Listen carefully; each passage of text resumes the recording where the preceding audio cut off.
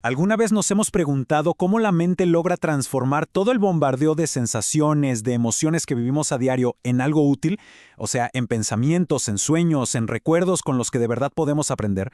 Bueno, pues el psicoanalista Wilfred Bion propuso una idea fascinante para explicarlo.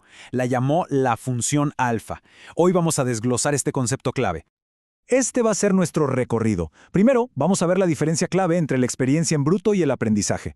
Luego, definiremos qué es exactamente la función alfa, esta especie de digestión mental. Distinguiremos sus productos, que son los elementos alfa y beta. Después nos iremos a su origen, a la infancia, y exploraremos qué pasa cuando esta función falla. Y todo esto para llegar al final y entender por qué es la base de nuestra capacidad de pensar. Bien, empecemos por el principio, por el problema que Bion quería resolver. A ver, detengámonos un segundo en esto.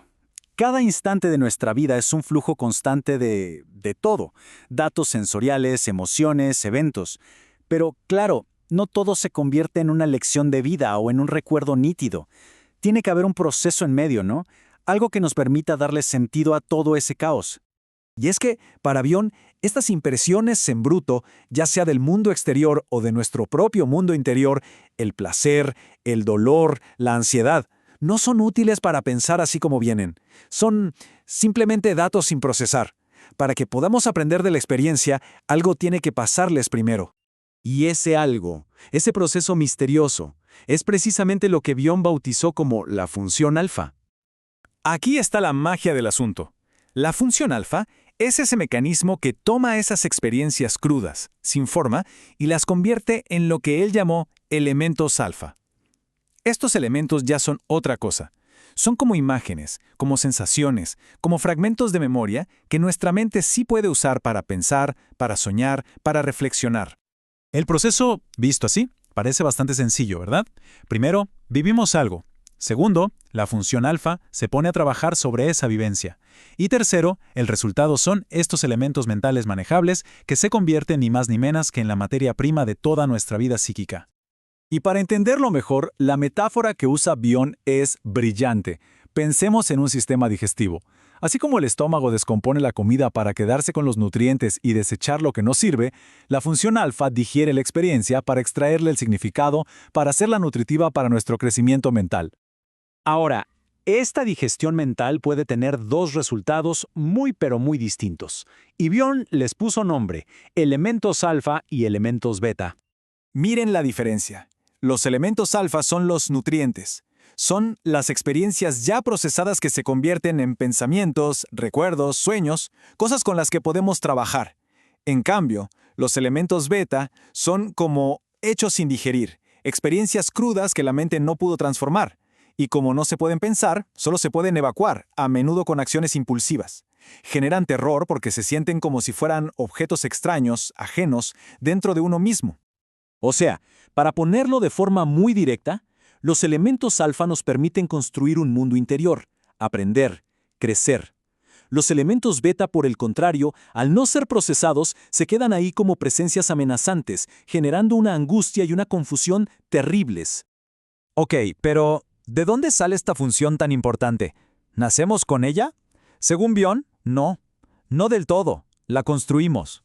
Aquí Bion plantea algo revolucionario. La capacidad de procesar nuestras propias emociones y experiencias se aprende de otra mente. Concretamente, en esa relación tempranísima entre el bebé y su madre o su cuidador principal. Y para explicar esto, Bion usa un concepto precioso, reverie. Es la capacidad de la madre de estar abierta a las ansiedades del bebé, de tomarlas dentro de sí, de darles un sentido con su propia función alfa y de devolverlas al bebé de una manera más calmada, más comprensible. La madre, en esencia, funciona como una función alfa externa para su bebé. Y esta cita del propio Bion lo deja clarísimo. La capacidad de la madre para el reveré no es un detalle, es fundamental. Si eso falla, el bebé no tiene cómo internalizar esa función de procesamiento. Y esto, claro, tiene consecuencias muy serias para su desarrollo mental. Esto nos lleva a una pregunta bastante lógica. ¿Y qué pasa cuando la función alfa no se desarrolla bien? O peor aún, se destruye. Pues las consecuencias son realmente graves. Si no hay función alfa, no hay elementos alfa, y sin elementos alfa es imposible crear sueños. Bion decía que si no se puede soñar, tampoco se puede dormir ni despertar del todo. Se vive en un estado confuso, intermedio. La persona es incapaz de aprender de lo que le pasa, porque las experiencias se quedan como elementos beta aterradores. La línea entre la realidad y la fantasía se empieza a borrar. Y esta es quizás una de las ideas más potentes y paradójicas de Bion. La verdadera pesadilla no es tener un mal sueño, sino la incapacidad de tenerlo. No poder soñar significa que la mente no está procesando nada, que está dejando la experiencia emocional en un estado de pánico puro, sin forma, sin narrativa. Bueno, para ir cerrando, veamos el panorama completo y por qué este concepto nos toca a todos. Más allá de la clínica y la patología, la función alfa es, en el fondo, lo que nos permite ser seres pensantes y reflexivos.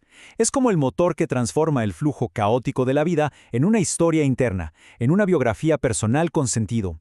Sin ella, simplemente, no habría mundo interior. Entonces, resumiendo, ¿por qué es tan crucial? Porque nos permite soñar para procesar emociones, porque transforma experiencias que podrían ser traumáticas en aprendizaje, porque crea y mantiene esa división vital entre lo consciente y lo inconsciente, y en definitiva, porque es el origen mismo de nuestra capacidad para pensar sobre el mundo y sobre nosotros.